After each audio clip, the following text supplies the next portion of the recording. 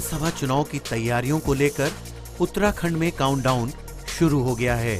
Bharatiya Janata party के देहरादून के जिला अध्यक्ष उमेश अग्रवाल चुनावी दंगल का बिगुल बजाते हुए नोटबंदी को काले धन के खिलाफ सुपरहिट फॉर्मूला बता रहे हैं। साथ ही उनका मानना है कि अगर उत्तराखंड को उसकी खोई हुई गरिमा वापस चाहिए तो जनता को कांग्रेस से मुंह मोड़ना होगा।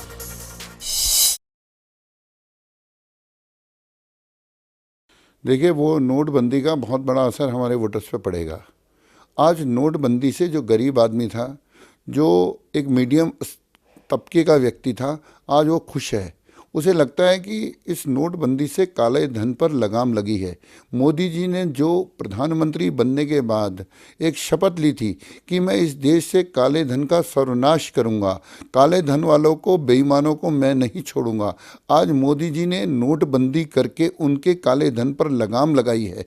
आज हमारा जो नीचे स्तर का तबका है, गरीब तबका है, वो जानता है कि ये जो काला धन है, मोदी जी के माध्यम से ये काला धन उनके विकास में खर्च होना है, उनके घर बनने हैं। 2022 तक जिस तरह मोदी जी ने सबको छत देने का वायदा किया है, उसके लिए धन की आवश्यकता है। और ये धन, ये जो काले धन वालों पर नोटबंदी के माध्यम से जो मार पड़ी है, जिस प्रकार हमारे बड़े बड़े राजनीतिज्ञों का अरबों खरबों रुपया मिट्टी हो गया है, कूड़ा हो गया है, आज उस धन से कहीं ना कहीं इन गरीब लोगों के घर बनने वाले हैं, इनके शौचालय बनने वाले हैं, इनको नौकरियां मिलने वाली हैं, इनके घरों में एक खुशियों की लहर दौड़ने वाली है। इनके क्षेत्रों में जो दरिंदगी है, जो गंदगी है, जो खराब स्थिति है, उस पर कहीं ना कहीं इससे एक माहौल बनने वाला है।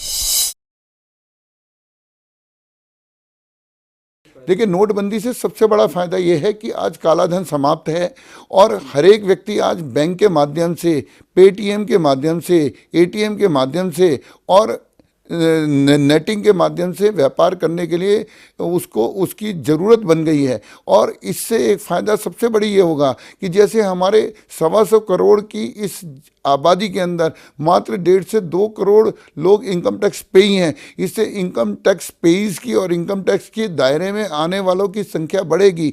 लोगों को ये लगेगा कि मुझे आयकर देना चाहिए, मैं भी कहीं ना कहीं इस देश की विकास की धारा में इसकी मदद करूं। इस प्रकार का एक माहौल प्रत्येक व्यक्ति में बनेगा और इससे आयकर दाताओं की संख्या में बहुत बड़ी वृद्धि होगी।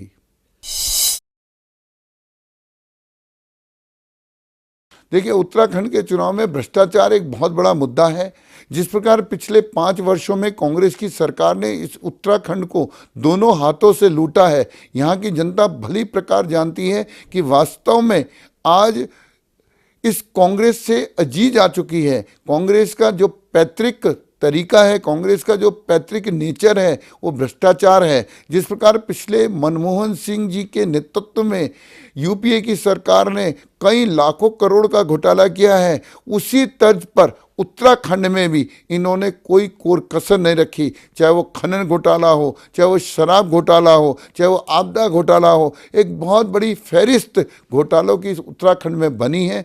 और आज उत्तराखंड की जनता जिस प्रकार से इन घोटालों से, इन आतताइयों से, नारी निकेतन में जिस प्रकार नारियों का बलात्कार हुआ, जिस प्रकार नारियों के साथ अपमान और दुर्व्यवहार हुआ, वो भी आज की जनता भली प्रकार जानती है। 3 स्टिंग ऑपरेशन के माध्यम से इस पूरे उत्तराखंड का चेहरा कलुषित हुआ है और उस कलुषित चेहरे को हमारे उत्तराखंड के साथ साथ भारत की जनता ने देखा है, विश्व की जनता ने देखा है। और आज कहीं ना कहीं हम इसे देवभूमि उत्तराखंड को कालिक पोतने वालों को जनता आज सबक सिखाने के लिए तत्पर है।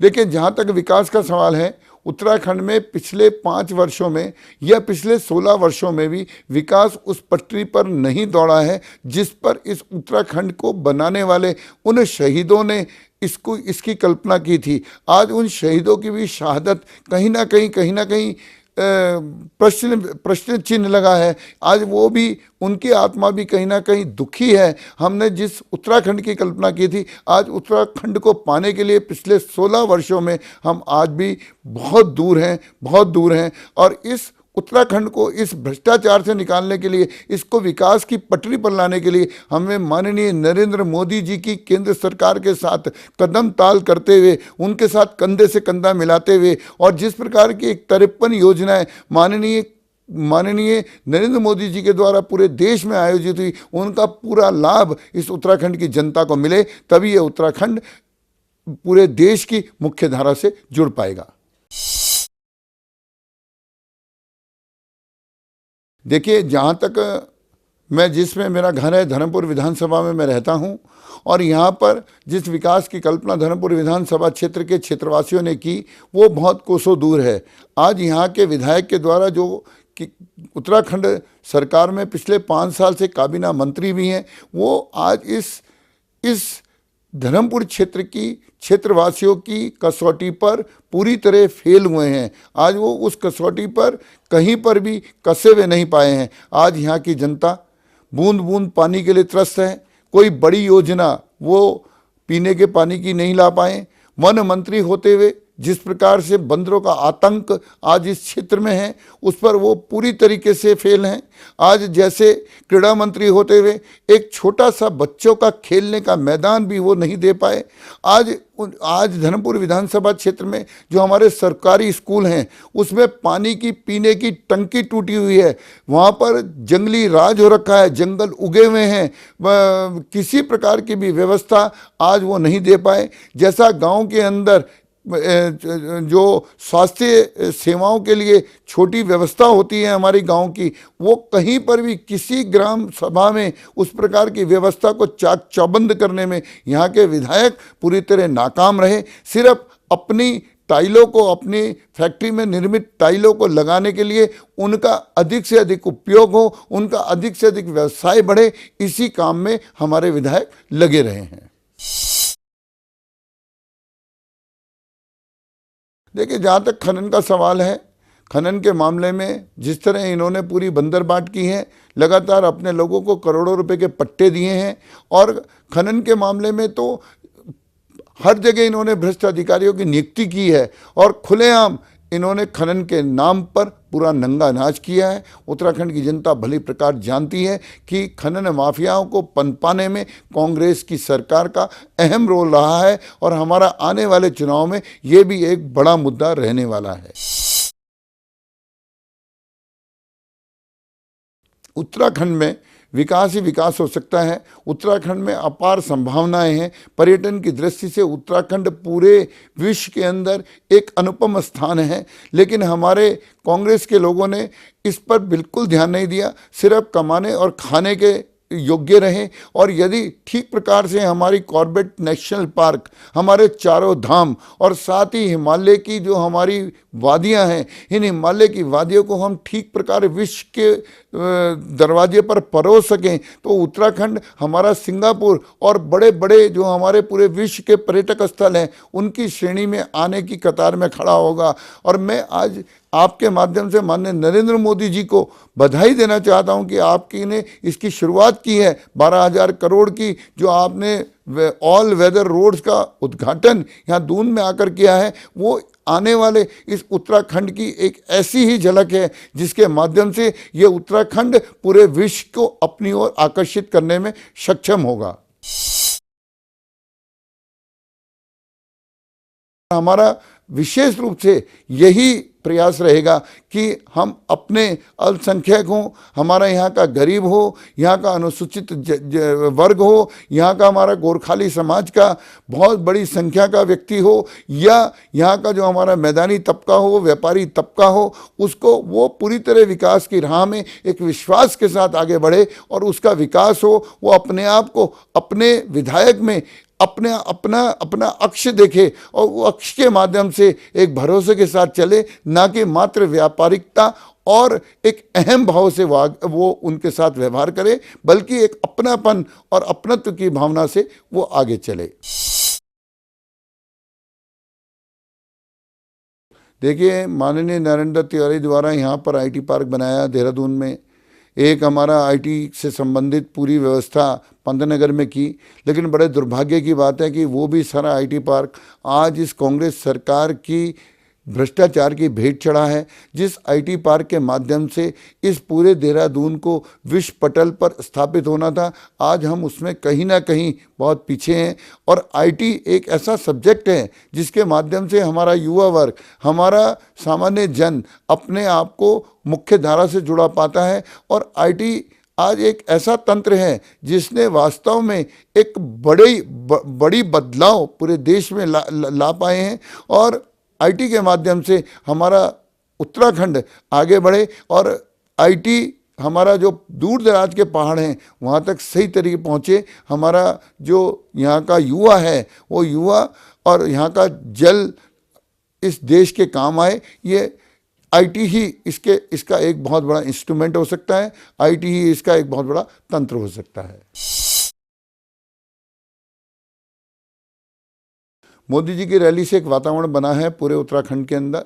आज जिस प्रकार मोदी जी की रैली के माध्यम से जन जन उमड़ा है, पूरे देहरादून के अंदर सिर ही सिर थे, लाखों की संख्या में जन समूह, सामान्य जन उनको सुनने के लिए उमड़ा है। वो इस बात का द्योतक है कि आज मोदी जी का जादू कई गुना बढ़ा है। जब वो प्रधानमंत्री थे, प्रधानमंत्री बनने के बाद से और आज तक उनके किए हुए कार्यों के माध्यम से जनता में उनका विश्वास बढ़ा है। और ये विश्वास ही भारतीय जनता पार्टी की एक ताकत है और 2017 के लिए ये हम लोगों को बहुत बड़ी शक्ति देने वाला है। देखिए, सही बात यह है कि कांग्रेस के नुमाइंदे, कांग्रेस के मुख्यमंत्री चाहते नहीं कि इस उत्तराखंड का विकास हो। वो पूरी तरीके से ये चाहते हैं कि मेरी राजनीति चले। जिस प्रकार फर्जी घोषणाओं के माध्यम से, फर्जी पत्रों के शिलान्यास करके वो लगातार इस उत्तराखंड को कहाँ ले जाना चाहते हैं, ये तो भगवान ही मालिक है। ऑल वेदर रोड्स, जिसमें माननीय नरेंद्र मोदी जी के द्वारा 12,000 करोड़ रुपए की योजना के माध्यम से जन जन तक एक बहुत बड़े विकास के पथ पर इस उत्तराखंड को ले जाने का प्रयास किया है।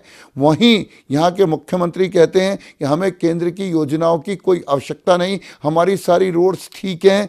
मैं उनसे पूछना चाहता हूँ कि अगर आपकी सारी रोड ठीक हैं तो यहाँ पर इतने एक्सीडेंट क्यों होते हैं? अगर आपकी सारी रोड ठीक हैं तो हमारा जो तीर्थयात्री है वो उत्तराखंड आने से क्यों डरता है? उसके अंदर कहीं ना कहीं दहशत का माहौल है, कहीं ना कहीं डर का माहौल है। कब कहाँ कौन सी रोड टूट जाए, कब कहाँ बड़ा भूकंप आ जाए।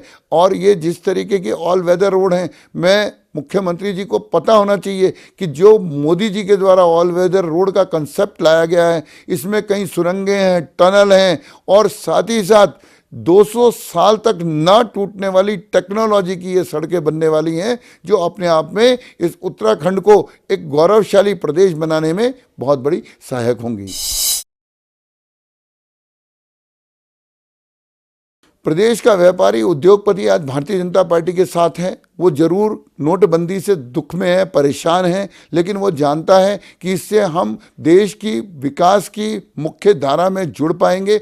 और जो हमारा योगदान है, उसने कहा ये देश देता है हमें सब कुछ, हम भी कुछ देना सीखें, इस भावना से वो व्यापारी वर्ग भी काम करने के लिए तत्पर है। लेकिन उसे लगता है कि जब तक ये यहाँ के राजनेता इसी प्रकार भ्रष्टाचारी वातावरण करते हुए उसको रिश्वत के माध्यम से, उसको अन्य तंत्रों के माध्यम से उसका उत्पीड़न करते रहेंगे, तब तक वो इस मुख्य धारा से नहीं जुड़ सकता। और मैं विश्वास दिलाना चाहता हूं कि आज व्यापारी वर्ग हो, उद्योगपति हो, वो कहीं ना कहीं मोदी जी में एक अपनी विकास की भावना को देखता है। उन्हें ध्यान में है कि आज हम मोदी जी के नेतृत्व में हमारा व्यापार भी बढ़ेगा, हमारा उद्योग भी बढ़ेगा।